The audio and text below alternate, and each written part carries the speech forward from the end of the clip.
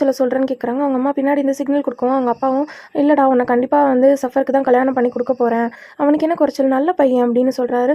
அப்பா எனக்கு அவனை பிடிக்கல. ஏன் அவனுக்கு அவனை பிடிக்கல? அவன் ரொம்ப நல்ல பையன், அவனை தான் நீ கல்யாணம் பண்ணிக்கணும் அப்படின்னு அவங்க அம்மா சொல்கிறாங்க.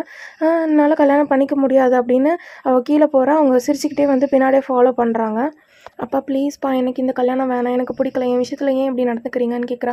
அவங்க அக்கா சொல்கிறான் கல்யாணத்துக்கு அப்புறம் அவர் வேலைக்கு போவார், நீ வீட்டை பார்த்துக்கோ, நீ எல்லாம் இந்த ஜென்மத்தில் வேலைக்கு போக மாட்டே அப்படின்னு சொல்கிறான்.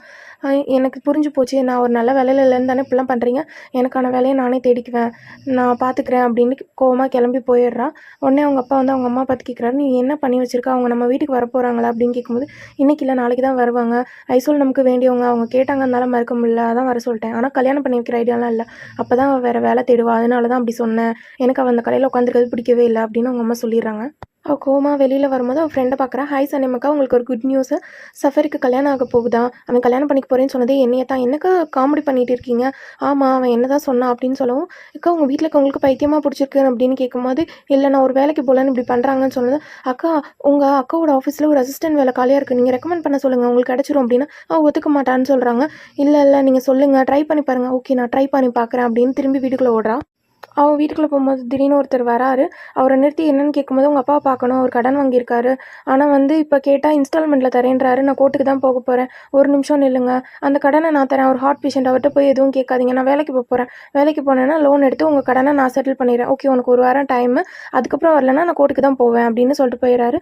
ஸோ இதனால தான் என்னை கல்யாணம் பண்ணி வைக்க பார்க்குறீங்களா அப்படின்னு சொல்லிட்டு வீட்டுக்குள்ளே போகிறா. அவள் திரும்பி உள்ளே வரதை பார்த்துட்டு அவங்க அப்பா கேட்குறாரு, ஒரு 5 நிமிஷம் கூட நீ கடையில் உட்கார மாட்டேன், திரும்ப வரேன்னு கேட்குறாரு. இல்லை சஃபர் தான் குத்துக்கள் மாதிரி கடையில் தானே உட்காந்துருக்காரு, சரி கேளுங்க என் செல்லம்மா செல்லப்பா செல்லக்கா, நான் வந்து ஒரு நல்ல வேலையை தேடிட்டு எனக்கு கல்யாணம் பண்ணி வைக்க மாட்டீங்கல்ல, இல்லை கல்யாணம் பண்ணி வைக்க மாட்டோம், கண்டிப்பாக மாட்டோம் அப்படின்னு சொல்லிடுறாங்க. அப்போ நியூஸ் பேப்பரை காட்டி அக்கா ஆஃபீஸில் ஒரு அசிஸ்டன்ட் வேலை இருக்குது, நான் அந்த வேலைக்கு போகிறேன்னு சொன்னோன்னே அவங்க அப்பா அம்மா சந்தோஷப்படுறாங்க. ஆனால் அவங்க அக்கா இருந்துட்டு இந்த வேலைலாம் உனக்கு செட் ஆகாது, நீ ரைட்டராக போகிறேன்னு தானே சொல்லிட்டு இருந்தேன், அதில் ஃபோக்கஸ் பண்ணு, உன் கெரியரில் உருப்படுற வழியை பாரு, அந்த வேலைலாம் உனக்கு செட் ஆகுது, அது பெரிய அட்வர்டைஸ்மெண்ட் கம்பெனி, அங்கெல்லாம் நீ ஒர்க் பண்ண மாட்டேன், நான் படிச்சிருக்கேன், எனக்கு டேலண்ட் இருக்குது, நான் நல்லா ஒர்க்கை பார்ப்பேன் அப்படின்னு சொல்கிறா. ஒன்றெல்லாம் நான் ஆஃபீஸ் கூட்டு போக மாட்டேன், எனக்கு நாங்கள் ஒரு நல்ல பேர் இருக்குது, நல்ல பொசிஷன் இருக்குது, அதை நான் கெடுத்துக்க விரும்பல, உன்னை கூட்டு போனால் என் பேர்லாம் ஸ்பாயில் பண்ணிடுவேன் அப்படின்னு சொல்கிறான்.